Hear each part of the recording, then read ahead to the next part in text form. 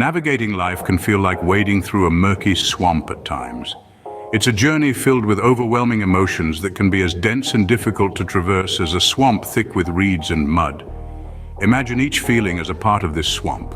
The fear, the anger, the sadness, each a patch of quicksand waiting to pull you in.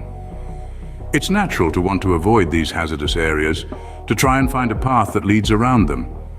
This is the beginning of a journey into what can be called the avoidance marshes. In the avoidance marshes, the instinct to avoid the bad feelings is strong. But there's a catch. In attempting to evade the bad, you may also begin to bypass the good. And soon, you might find yourself avoiding all feelings altogether. This avoidance can create a void, an emptiness that yearns to be filled. It's like a marshland gasping for rain, an empty space that craves to be filled with life. And sometimes, in the quest to fill this void, the choices made can lead to further complications. Some might turn to substances, food, excessive work, shopping, or endless hours in front of the television or on social media.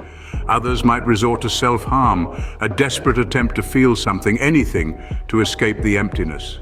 The avoidance marshes can feel like a safe haven, but it isn't a place to set up a permanent residence.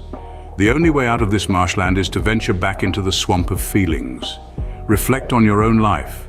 Are there any major events or experiences that you've avoided feeling, that you've pushed away into the depths of the swamp? Remember, it's okay to feel. It's okay to have times when you're not feeling so good. But venturing back into the swamp of feelings doesn't mean getting stuck in the mire. It's about acknowledging and confronting these feelings, understanding them, and learning to navigate through them. It's about realizing that a swamp isn't just a place of fear and danger, it's also a place of life and growth, a place where beautiful things can thrive amidst the mud and the murk.